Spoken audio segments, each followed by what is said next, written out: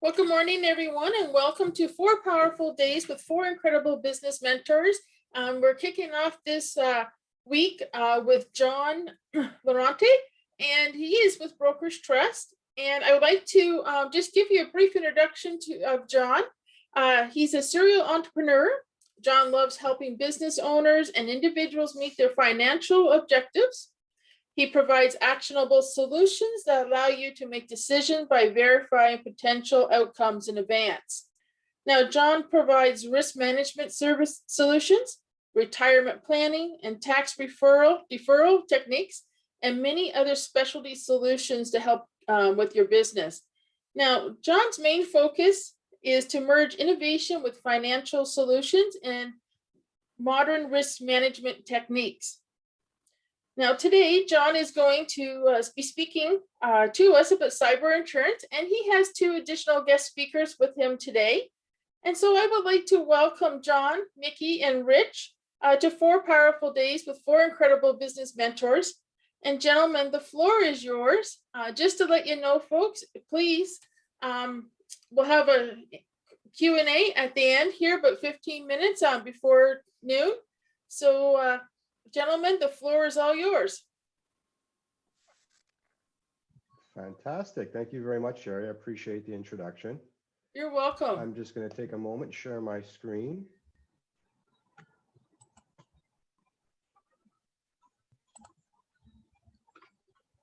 Whoa. Okay. So thank you, everyone. And I'm glad to have you here this morning. We have a lot packed in to a 45-minute session. So we're going to keep things very high level, give you as much value as possible. If during this presentation you do see something that you really want to take a deeper dive into, please feel free to reach out to me or Sherry, either via email or through my calendar, which I'll provide later on. And this way we can have a offline one-on-one and we can take a deeper dive into some materials that you're more interested in. So I just want to talk really briefly about what's on the agenda today. I'm just going to give you a really quick overview of the brokerage that I'm a part of. The next step is I really want to speak to risk management, an art that I feel needs to be incorporated more and more into our businesses from this very start, a more proactive approach versus a reactive approach. And then finally, I think one of our hottest topics right now is cyber. And that comes to risk assessment as well as risk coverage. And we have with us today Coalition, which is one of the leading insurance companies in technology. And they'll be speaking to some tips and tricks, as well as some things they're seeing in the claims area. So a little bit about Brokers Trust. Founded in 1963, we just celebrated back in 2013 our 50-year mark, which puts us up very close to 60 years, coming up on a couple. The firm rebranded its company back in 2019. With that rebrand, we launched a lot of new technology tools for our clients, some web-based, some app-based, making us one of the more forefront brokerages of technology in the industry. In 2020, our offices acquired a Mississauga location as well as opened an Ottawa location. And I do believe, after speaking with the team, they are looking on further acquisitions on expansion. So who is Brokers Trust? Well, we're a wholly independent brokerage, and that's something that we're extremely proud of. We employ a dedicated group of loyal, tenured employees who feel like family. This is because Brokers Trust originally derived from a family-run business and grew to where we are today, which was an incredible feat for any family-run business, and I applaud them for that. Today, we employ more than 50 highly dedicated brokers and almost 70 licensed individuals in our office. So we have a lot of highly qualified individuals as underwriters, service staff, as well as brokers. We provide our customers with the right coverage solution, and we're going to speak to that today in risk management. It's pretty important that we at the brokerage level understand our clients and our clients' needs. And I know that's something that's a little overlooked. Oftentimes we look at insurance as a premium versus a coverage, and that's something I'd hope that we can change here today. And well, obviously our retention rate on a client base is over 93%. And I think that's attributed to the fact that we do use some pretty substantial technology-based clients-facing tools, as well as a very unique administration and customer service relation team. So as I mentioned before, we don't really offer too many cookie cutter coverages. Everything is tailored towards our individuals, especially on the business standpoint. On the personal lines, we do offer a lot of comparable coverages to our market. We offer 16 different carriers on that side lines of the business, which I'll speak to a little more right here. These are some of the areas in which we offer coverages to our clients: property and personal lines, vehicle and personal lines, and commercial lines, specialty insurance, your travel, watercraft, group insurance benefits. We do have a life department as well. But more importantly, what we're here to talk about today is obviously business. We specialize business insurance brokers on our team. We have extensive experience when it comes to insuring small businesses, manufacturers and e-commerce are some, retail, and there's just so many more. We understand that every business is highly unique. Thus, it takes decades of experience putting together tailor-made coverages for a wide range of companies. And that's what we're here to talk about. The beauty about Brokers Trust, and this is something that I like to highlight just because I've seen this as a differentiator in the market today. It's number one email anytime. We have our own dedicated claims department, which is over and above what you get with your carrier. You see, Brokers Trust is a brokerage, so we're brokering a contract on your behalf with multiple carriers to bring you the best terms at competitive rates. What we include in that is our own dedicated claims department. So before we issue a claim to our insurance company, our own internal team, available 24 hours, 7 days a week, will assess any claim, pre-claim submission to the carrier, and also be there for your support at those times where obviously the broker's not available. If you're, the claim late at night, which, we often did, we did a little while back with one of our major carriers. I think it was at 1 a.m, and our team was able to respond within 60 minutes. So it's something that we're really proud of, and we continue to offer to our clients on an ongoing basis. So I know Sherry introduced me. I'll just give you a quick little extra tidbit. I know she gave you all the fun stuff with regards to what I do, but I'll tell you a little bit where I came from. I'm a husband, a father, and I myself am a business owner. I've been a business owner for about 20 years. I sold my first business back in 2012. Thereafter, I consulted on ERP, CRM solutions to complement lean manufacturing process, which is a passion of mine. I'm very, very passionate about process. It's something that I integrate and I try to tweak every opportunity I get. From there, I consulted a little bit in the pharma tech space. We specialize in automation and tech integration with current systems. So, sorry about that. And then finally, I would say back in 2015, I believe it was late 2014, sometime in 2015, I found my way into insurance. I just kind of followed the signs, picked up a book, and never looked back. Shortly after, I obtained, which would be the second highest designation in my field, which is a CAIB. And then shortly thereafter, I noticed my clients really needed a more of a holistic approach to protection. And thus, I obtained my chartered life under our designation, which allows me the ability to offer financial lines as well as property and casualty insurance. So enough about that. Let's get right into the fun, because I know we have a lot to cover. So I want to talk a little bit about risk management. What's your plan? And here I have a little fun fact. I'd like you to just take a second in the chat box, just kind of throw a number in there that you think may be true. How many organizations have a risk management plan before they employ their risk strategies? Now, risk strategies could be insurance, could be risk retention, could be mitigation process, could be anything. What percentage would you think?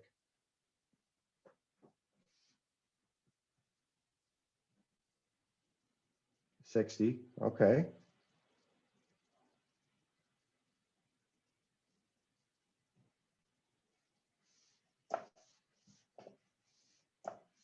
24%, or another way to look at it, 76% of organizations reported that they either don't have a clearly defined risk management strategy in place, or the one they don't have doesn't really relate to their entire enterprise or is applicable to. Fun fact that was given to us by its Business Edge. And this is something that we hope to change going forward. You see, it's kind of like building a home. In essence, before you even start with the foundation, before we even start digging, we usually have some type of architectural plan, stamps of approval, things of that nature. Now, not to say that you couldn't build a home without having an architectural drawing or a plan. I'm sure there are very skilled, talented home builders that could do it. But will it be to what your specifications are? Will you be happy with how it turns out. It's kind of that ad hoc approach. So I want to talk a little bit more about that. What do you mean risk management? Well, I'm a big fan of data. The way my systematic mind approaches life, I like to have data that I can assess. So this was something I couldn't really find, I didn't have access to. So I conducted my own study. I did a 2-week study where every single day I set an alarm for 60-minute intervals. After that 60 minutes was up, I would take inventory and I would assess how many times did I just manage risk within that 60 minutes.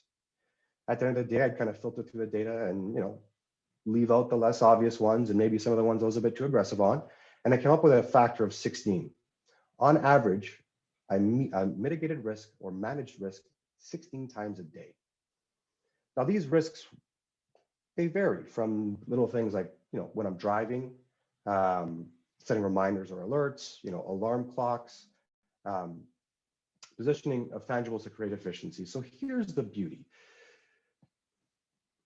These risks, they happen subconsciously. This processing, this computer on our body, it does it subconsciously. We have all these tools available to us. Back in the day when we set an alarm clock, we knew we were setting that alarm clock. That was one of our risk management techniques. I don't want to miss whatever event I have, or I don't want to be late to work. Some people would set that clock a little bit early. These are all risk management techniques. Today, we employ so many risk management techniques because we have so many tools available to us that we do this subconsciously without even thinking about it. Now, imagine we could automate that. Imagine we can plan our day the day before so that our mind doesn't have to worry about those techniques. That's a conversation for another day, but we can position a business in a similar fashion. If we could be proactive versus reactive, then that's where the peace of mind comes from. The peace of mind doesn't necessarily come from the piece of paper that we call certificate of insurance.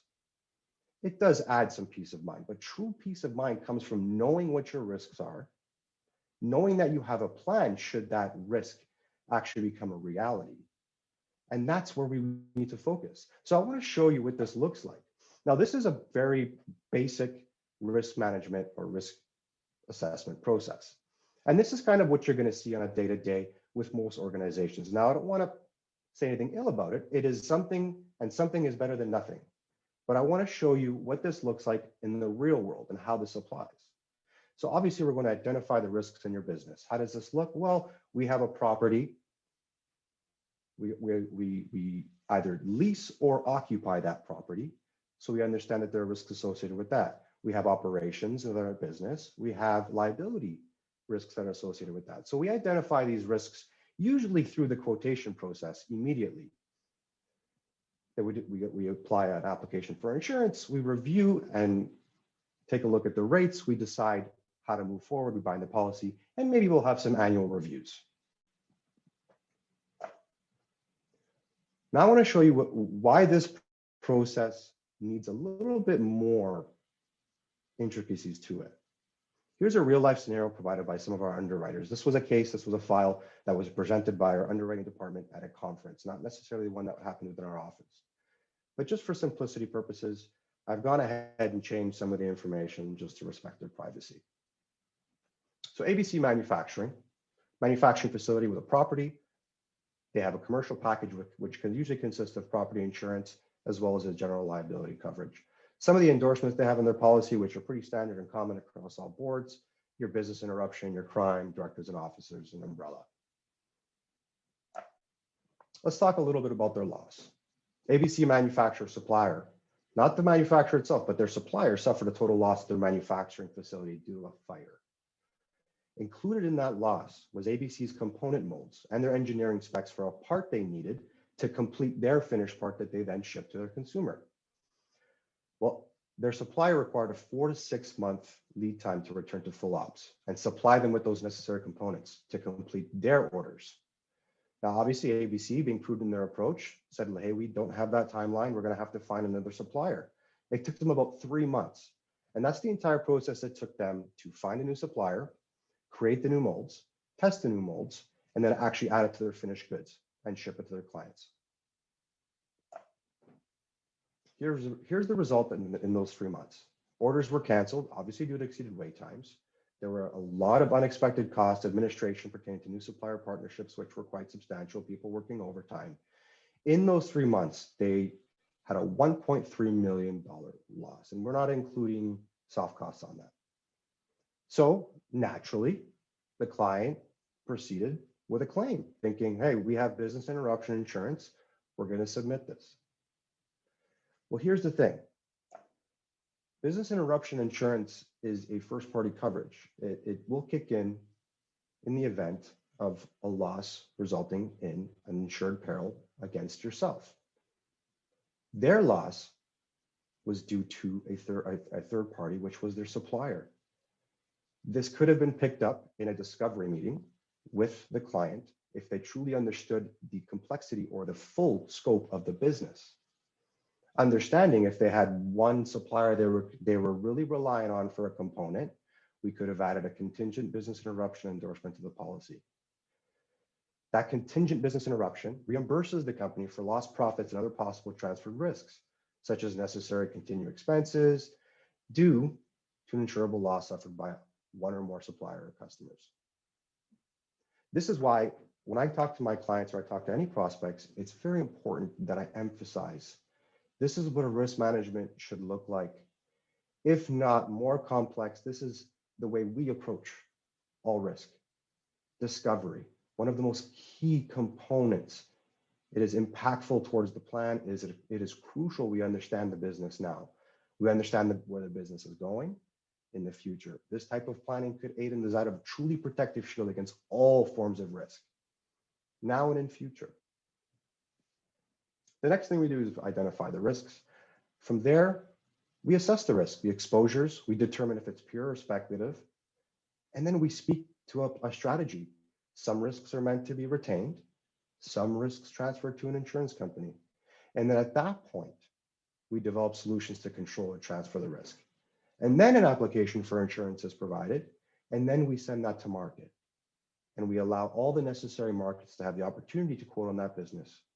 And then we bind a policy. But lastly, monitoring is just as important. Businesses change, some daily, some weekly, some monthly, quarterly. So it's important that we monitor in a respectful time frame, either quarterly or semi. I personally am quarterly. I love to know about my client's business, if there are any changes. And that's only because we need to be able to pivot to ensure that that piece of paper that we provide you with, a certificate, is more than just a piece of paper. Another thing I want to mention before I move on, which is in discovery, which I'm speaking to underwriting, and a lot of business owners should be made aware of this fact. Let's look at an application for insurance. Now, we like to think that our application is the only application, but unfortunately, our underwriters, they receive hundreds of applications a day. And when they're siphoning through these applications, they're trying to make the best business decision they can for their business. And they're trying to understand the risk. The better we can identify a risk on a piece of paper, the better that underwriter can assess it, and the better premium rating they'll assign to it. Confusion with a risk only means higher premium rating. So that's, again, why we really, really want to hone in on discovery. Discovery could take an even longer period of time than the application itself, but it's worth it to put things in perspective and give you the right plan. Cyber risk. I think this is one of the hottest topics right now. And a lot of people are asking if it's real. Well, yes, I can assure you it's real. I mean, it's no secret as a society, we've advanced more than any generation in the adoption of technology. As a small business and mid-sized business, we've become increasingly dependent on services and applications that we connect to the internet. They also become a larger target, these applications, for cyber criminals looking to exploit vulnerabilities in your system. How many passwords do we set? How many tools or apps do we use in our phone? How often do we hit a network that maybe we shouldn't really be on, or maybe we shouldn't be so trusting in it? I mean, I know myself, I've been the person to say, hey, can I join your Wi-Fi network, save on data? And that only exposes us to the vulnerability of cyber threats. Cybersecurity, also known as cyber liability, internet liability, electronic media liability, network security, information security liability, and so forth and so on. Some of the main causes, which I won't go too deep into because I know I want Coalition, they're the specialists in this area, to really hone in on it. But some of the causes that we see are system failure, ransom attack, fund transfer loss, and data breach. Essentially, cyber insurance helps companies weather the storm from any technology-based risks they face. And some you know, some you don't know. And hopefully today, you're going to understand a little better about what those are, and maybe even some tools that you can employ right away. And so at this point, I'm going to unmute and welcome Mickey Ho, our business development specialist from Coalition. Thanks very much, John, and we appreciate you having us here today. And thanks everybody for taking the time this morning. Really excited to be here to chat a little bit about Coalition and our approach to risk management and how we partner with our policyholders to help them not only manage risk at the beginning of the policy term, but throughout the life of the policy. Rich, my colleague on the claims team, will be spending some time going through some risk management best practices, as well as talking about some do's and don'ts when it comes to cyber attacks and cyber claims. Rich is an expert in this field. He's spent the last 13 years working on professional liability and cyber claims for some of the world's largest global insurance companies. He's really an expert. He's the first point of contact for our policyholders and a great resource that you hopefully never have to speak to when it comes to claims, meaning that hopefully you'll never have a cyber claim. But I just wanted to touch on a few stats. John, if you could advance to the next slide. When it comes to risk management, as I mentioned, we're a partner. We proactively help our policyholders manage risk. And this is really why John thought it might be great for us to be here today. When you look at our claim stats, we're seeing about 75% less claims than the industry average, meaning that our risk management tools, our proactive approach to helping our policyholders is helping to reduce claims frequency as well as claim severity. John, if you could advance to the next one. As you think about cyber risk, there's some important things to think about. It's not just data privacy. It's not just sensitive information that you hold. There's things that we're seeing every single day that are impacting all types of businesses.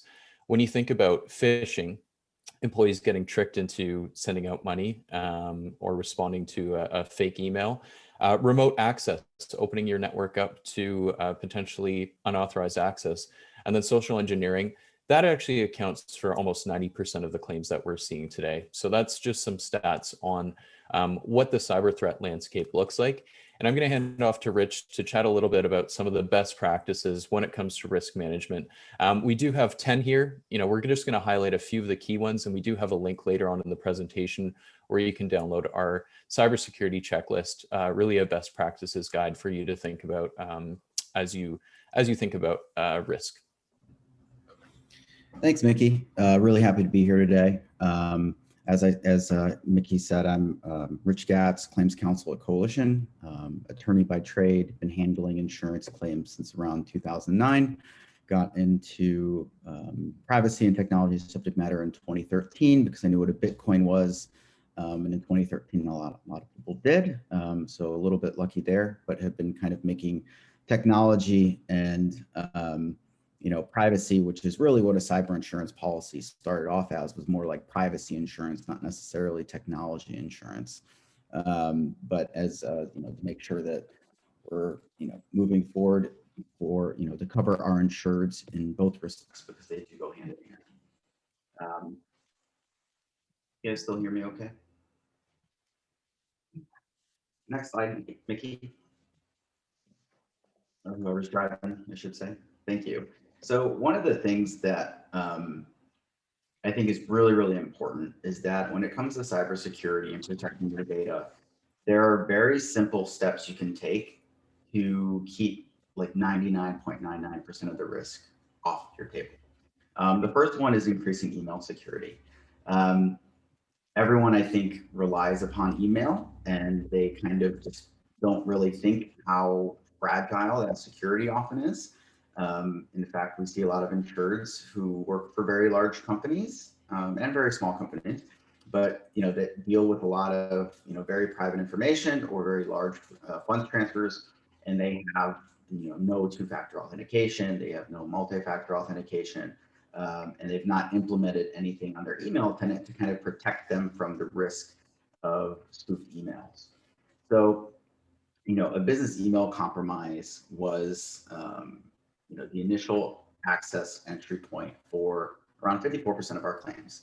And so this doesn't just mean that, people are accessing emails to steal data or to process a fraudulent funds transfer, but we also see ransomware actors, accessing an email account first, usually to steal credentials, but then they will take over that account and then send out a phishing email with malware in that email. But since it comes from a trusted account, it's more likely to be clicked on, and then the malware moves through the environment. So you can see some tactics to secure the business email. Implement SPF, DKIM, and DMARC. Those are for your IT consultants, and they can really help kind of make sure that you're not getting a lot of spoofed emails and that spoofed domains don't kind of come into your inbox. And then always use MFA, multi-factor authentication.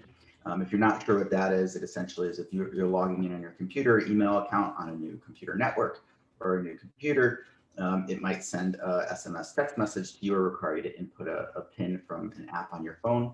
I've found in virtually 100% of my claims that multi-factor authentication was able to stop access. I've only had one instance where it didn't, and that's where the bad actor actually called up the individual, said that they were their IT company, and asked them to kindly read the PIN on their phone, which they did. So I guess that's another key point, that if something's a little weird, talk to someone about it. Don't just email them back or text them back. Just go and speak to them, either via phone or in person if possible. So implementing multi-factor authentication, I said, is super, super important. And it should be on all business critical systems.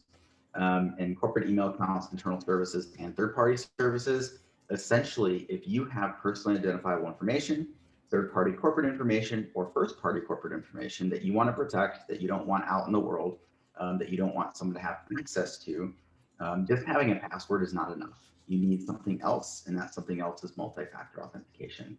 So some of our authentication app recommendations are Authy from Twilio, Google Authenticator, and Microsoft Authenticator.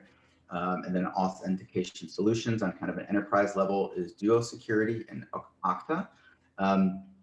Again, we very, very highly recommend you do this. If you make it, because I should say that, a lot of these criminals they're opportunists. So what they'll do is they'll look at wide scale data breaches for usernames and passwords.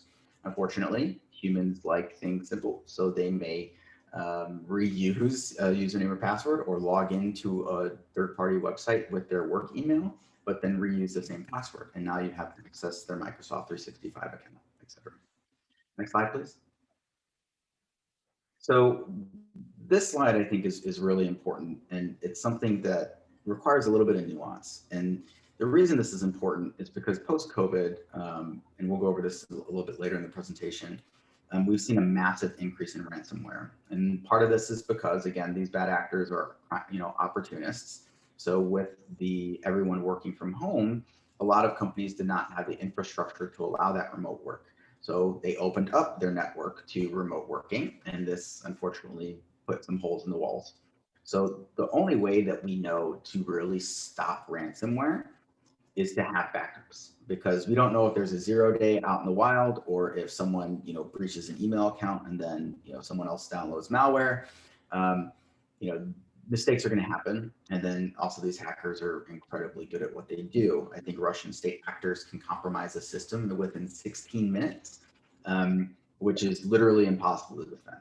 So, really the only thing that you can do is make sure, again, multi-factor authentication, so they can't get access to your data, even if they have access to your network, but then also that you have good backups. So we want you to regularly back up your business critical data, maintain backups on and off site. And when you say off site, you do not want it connected to your current network. Okay, you want it off site, off-prem, air-gapped, compartmentalized, right? And ideally backed up in more than one location that are completely separated from each other. And then you also want to test your backups by trying a full recovery. And this is really important, just so you know what the problems may be and then where the holes might be in your backup solution, right? Like, oh, this server wasn't backed up, or the server wasn't backing up every week, and we wanted to back up every week, or et cetera. So, again, it's really, really important that you maintain your backups, and also what your business critical data is, because a lot of times my insurers, when they're hit with ransomware, they don't know where to start, right? They're like, okay, so we have 16 virtual servers and there's a bunch of data on them, but we're not sure what's on each what's on each server because it's all encrypted. Well, you should have an inventory of where your mission critical data is, where it's stored, and ideally, it's behind some type of password protection or multi-factor authentication. And then, also want to maybe consider encryption. Next slide, please. So securing remote access is also really important, as I said earlier, with the post-COVID environment. And this is making sure that you use something like Cloudflare Teams or TwinGate, which is a VPN alternative that is a partner of ours. Or you can use something like TeamViewer, Screen Connect, or LogMeIn. And what these are basically secure tunnels to access your network, and that unless someone has access to that tunnel, they can't get into your network, right? Because unfortunately, sometimes we do have to open up our network to outside individuals or entities. And so what do we do with our VPN? We have it under multi-factor authentication, right? So it's not something where you can just log in using your username and password. You don't want to tie it to like some type of single sign-on that might also be like your Microsoft 365 password. And then, sorry, one second.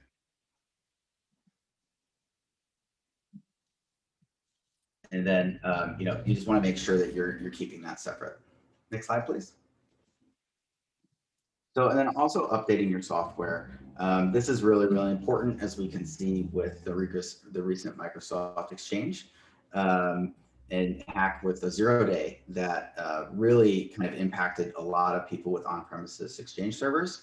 And so you want to make sure that you're keeping your software, your servers, your hardware up to date at all times. I think we might be running a little bit close on time, so maybe we can jump to slide 10 and then do some do's and don'ts. Okay. So I'm a cyber insurance claims guy, so I obviously have a little bit of bias in regards to cyber insurance. But I can tell you that, again, threat actors are opportunists. So they will literally scan the entire internet and look for access to different networks. And that hits everyone, whether you're a mom and pop hardware shop, whether you're a multinational conglomerate. The risk is almost equal because a lot of times they're deploying kind of automated intrusion methods that kind of just fire and forget kind of thing. So it's really important that you kind of manage your risk, right? So one of the key ways to do that is with cyber insurance. Because even, as I said earlier, with the best security in place, with a really dedicated IT team, accidents can happen, mistakes happen, and there's nothing wrong with that. Humans are fallible, right? So, it is important to manage that risk, and especially because, with the increasing ransomware environment, a lot of businesses without cyber insurance, that could be kind of incredibly debilitating, if not 100% destructive. So very important that you have cyber insurance. Don't necessarily need to go with Coalition, although I think we're pretty good at what we do. But you definitely want to make sure that you can protect your risk. And if you don't think you have a cyber insurance risk, I would ask you, do you work with computers? Do you work with any data? Do you send any payments or receive any payments after getting those payment instructions via email, things like that? Because those are all cyber risks that you might want to make sure you're covered for. Next slide, please. And so handling a cyber event, this is really important, whether you have insurance or not. But you want to make sure that, ideally you have insurance, but if you don't have insurance, some of these rules are going to basically be the same. First thing is, don't panic, right? This happens all the time. Don't feel bad. Don't get upset at your employees or anything like that. You really just need to kind of stop the bleeding, right? You can kind of do a post-mortem later and try to decide what occurred and how to fix it. But initially, it's a time of action, right? And the quicker you can move, the more easily you can facilitate stopping that bleeding, the better it is. The first thing is to pull the plug, and that's not necessarily turn off your computers, it's to disconnect them from the internet. Okay, and that way it means that they can't access any network drives and they also can't send anything out. If you can't disconnect from the internet, then you can actually power down your machine or servers. But again, we don't want any corrupted data to actually corrupt the firmware. So you want to make sure that, so step one, disconnect from the internet. Step two, if you can't disconnect from the internet, power down. Be very careful with who you hire to help you with these cyber incidents, depending upon what it is, right? If you have a dedicated IT professional who handles all your email needs, then they might be someone who can help you out with an email compromise, okay? But you need to make sure that they are competent in this, right? They can check for hidden rules in your inbox. They can check your IP logins to make sure that there's no suspicious logins. I cannot tell you how many times I have had an insured call me up and say, hey, my IT consultant cleaned out my email, we're all good to go. And there was compromise for months and months and months and months. So again, you want to make sure that you have a competent individual or entity that can assist you with these problems, and that they have experience remediating business email compromise or ransomware, et cetera. And it is very important that you take this seriously. And so you also don't want to make a decision without all the facts, right? So for instance, if you have a business email compromised, you don't want to wipe and restore your entire network, right? Because that could be cost prohibitive. But if you have ransomware, you don't want to just say, oh, it's just a data corruption issue. We're just going to restore from backups and we're good to go when the malware is still on your server or network. Unfortunately, most retail antivirus does not really find ransomware. They can't see it. So really, if you're having some weird things going on with your network, you want to make sure you get that checked out. You don't want to hide any information. And so that means, being brutally honest with your IT consultants or your cyber insurance company and making sure, hey, this is what happens, even if it's a little bit embarrassing. I have had chief technology officers have their email account breached because they clicked on a phishing email. So, it's really, really important to not be embarrassed or shy or anything and have all the information, because that's going to be determinative in how the matter is handled. And then also wait. A lot of times insureds will try to handle things on their own. And that's okay if you have the proper expertise, as we alluded to earlier, but if you don't, you really need an expert. So, unfortunately, this has happened multiple times where there was many data corruption issues. In one case, they even had a server encrypted with ransomware. They didn't notify us. They thought they remediated it. And then 2 weeks later, their entire network is encrypted. And then we end up having to pay a 7-figure ransom demand. So it's really, do not wait. If something is weird going on in your network, get it looked at. If something's really weird going on in your network, shut down your internet access, get it looked at. Next slide, please. So again, those were a bunch of don'ts. Now here are some do's.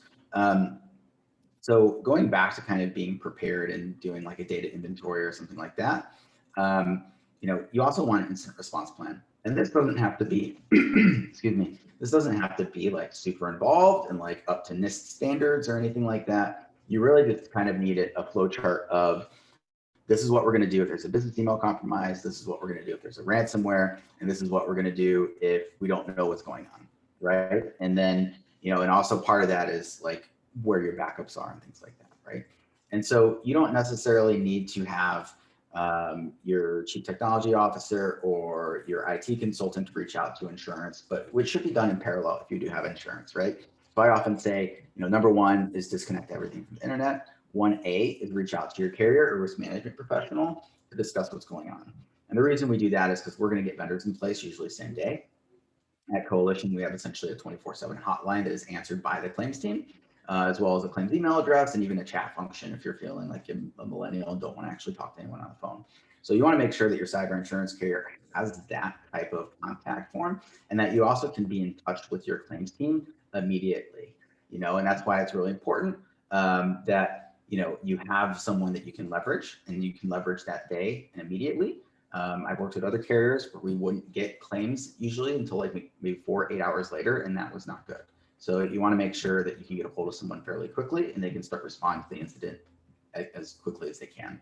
And that kind of segues perfectly into the 11060 rule. And that was basically a rule developed by CrowdStrike, which is a security forensics company. And they basically said that you need to identify an intrusion within 1 minute. You need to, I would forget number 10, but within 10 minutes, you need to understand the intrusion, understand where it is and what it's doing. And within 60 minutes, you need to remediate it. And so the reason for that is if you don't, then they essentially will have access to your entire network.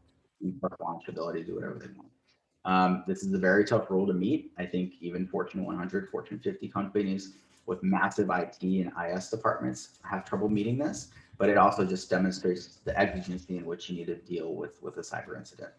And then also making an informed decision, right? And we come across this a lot in the ransomware context where should I pay a ransom or not? And part of our jobs as an insurance professional is to look at it and say, what is best for your company, right? Like we don't want to pay criminals, and we really don't. But if all the data is encrypted and if you don't get that data back, your business is basically over, then that's something that you need to consider. The other option on the other side of that coin is if you have full backups and you don't need to pay to get your data back, but they're threatening disclosure. Well, you know what? A lot of experts have come out and said that paying for disclosure doesn't really save you anything, that the data is still being sold. And you still have notification obligations to any individuals with PII or third-party non-public corporate information. So you want to make sure that you understand the process, understand what's going on, and are making an educated and informed decision.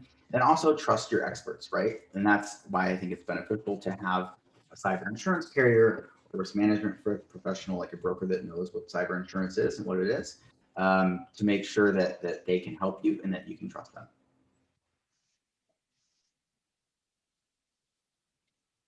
All right, Nikki, I think you're up. Or is Thanks, Rich. Yeah, I'll just quickly jump in here. Thanks so much for all that. Just wanted to highlight that there is a guide that you can download, some best practices here, which is what we outlined.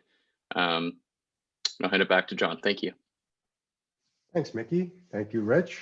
I really appreciate you guys coming on, taking the time to help our business owners better assess their risk and give them a little introduction to cyber and some of the tools. That was fantastic.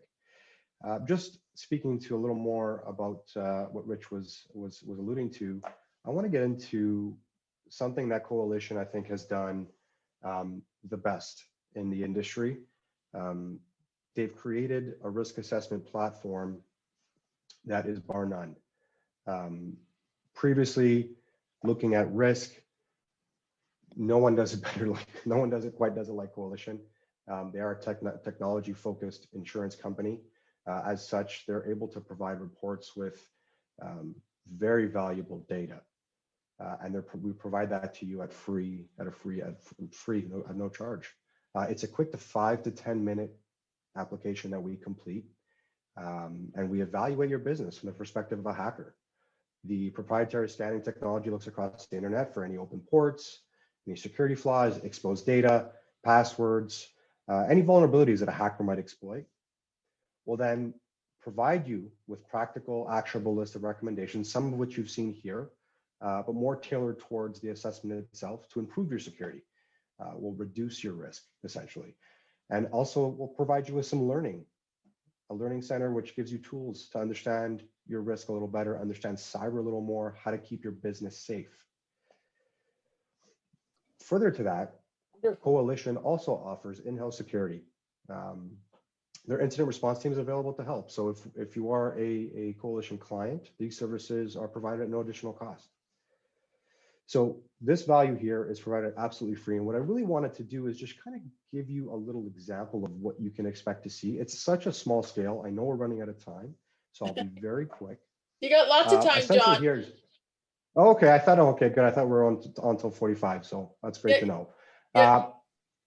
Yeah, great. So essentially here, I'll just give you a very quick demonstration of a previous case. Again, just hidden the data, but it'll actually rank the policyholders low risk to high risk, but also give you a benchmark. So where are your peers versus where you are in terms of risk?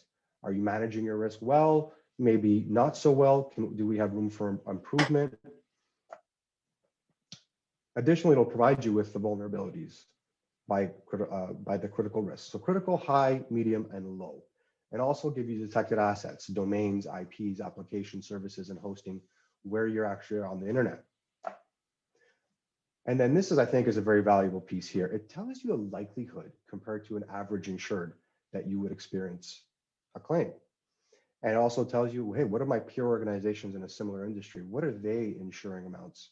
1 to 2 million, 2 to 5, up to 1 million. And it really paints the picture so you have a better understanding of what the benchmark is in your organization or within your actual segment. And then this is a very good, I get this question often, how much insurance do I really need? And this is part of our calculator, which is done through the assessment as well. It tells you what the overall median level of your risk would be, what the breaking that down into ransomware, fund transfer fraud, and data breach. It also gives you what the likelihood of that loss is in the first 10 years and then in the first 100 years. So this really gives us a good indication of how we should look at your policy and what limits are appropriate for your organization. And I think now we just hit that mark. I think we're on time, right to the Q&A. Is that right, Sherry? You are perfect. Well, I gotta say, I heard some very powerful information in here, and I'm absolutely blown away by a few things myself that I think I need to call you in and have you come and see me, John, because this is a little bit of an eye opener for me as well. So yeah, I don't know about any of the other folks here. They have questions. I'm hoping that they do. Because this is certainly an interesting topic. Like you said earlier, it is a hot topic, cyber insurance or cyber attacks anyways. Look what happened yesterday. Was it a cyber attack with Rogers and TELUS? We don't know yet, but their networks were down for a whole day. So it makes you kind of want to think what happened. Cyber, it's happening everywhere. And I think even as a small business owner, we have to look at this and prepare ourselves for the future. So is there any other questions from the audience that would like to jump in?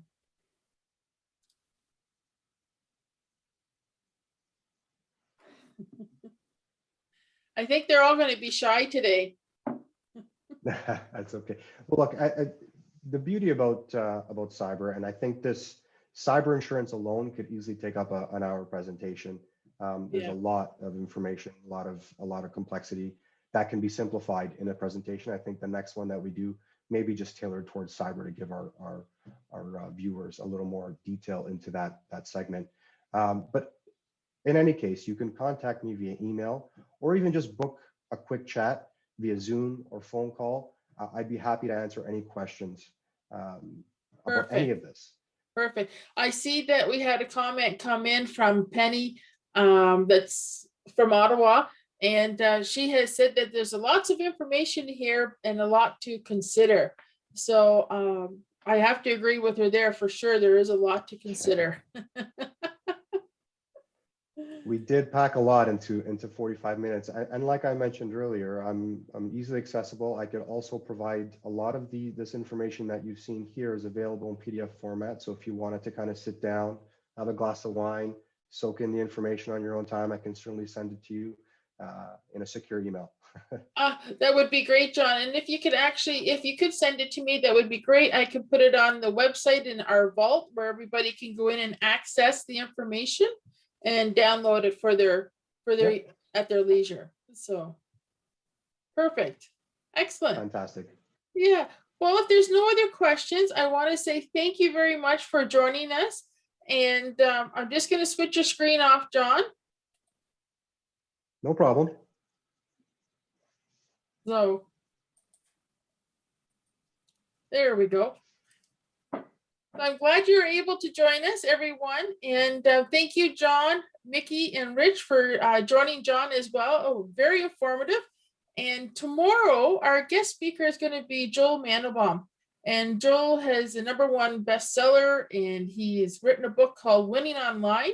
And I know you're going to find some valuable information tomorrow as well. Joel's got some interesting stuff to talk to us about. So, John, thank you so much for joining us. It's been a pleasure, and I hope you'll come back again another time. And Mickey and Rich, thank you very much. And we will see everyone tomorrow morning at 11 o'clock. Have a great day, everyone.